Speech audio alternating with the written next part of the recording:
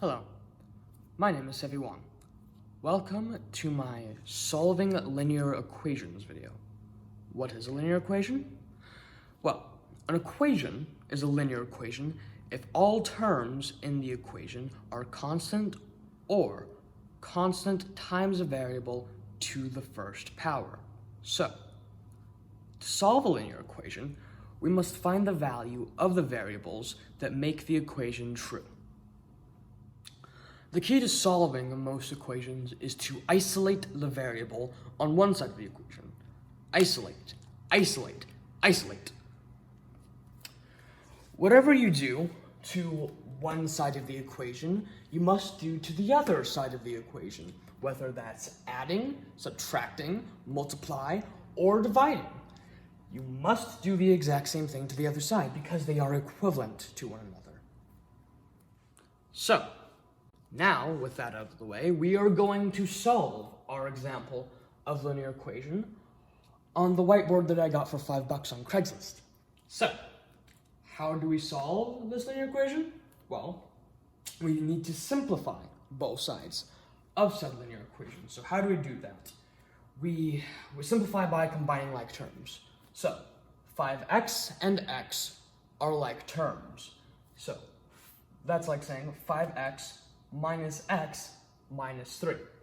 Well, 5x minus x is like saying I have 5 pencils and someone steals 1 pencil. I have 4 pencils left. So that'd be 4x, I have 4 pencils, 4x minus 3 is equivalent to, now we need to simplify the right side of the equation. So, 14 plus 11 is 25. So, that is 25 minus 3x. All right. So, we simplified, but we can simplify further. We have 4x minus 3 is equivalent to 25 minus 3x. So, what do we do now? How do we simplify? Well, how about this? We add the opposite of negative 3x, which to both sides, which if we add, which is positive 3x plus 3x. So, what is that? So, 4x plus 3x, that's 7x. So we have 7x minus 3 is equivalent to 25, is equivalent to 25 because minus 3x plus 3x cancels out each other, which is 0. So 7x minus 3 is equivalent to 25. So we simplified that further, but again, we can simplify more. So, 7x minus 3 is equivalent to 25. So how do we simplify that? We add the opposite of negative 3, which is 3. So, let's add 3, and add 3. So, what is that? The negative 3 and the positive 3 cancel out each other, so now we only have 7x left. So x is equal to 25 plus 3. 25 plus 3 is 28. So we have 28. So 7x is equal to 28.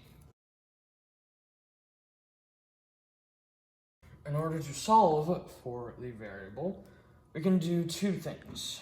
One, we can divide by the coefficient of the variable, or we can multiply by the reciprocal of the coefficient of the variable. So, for the sake of ease, I'm going to divide.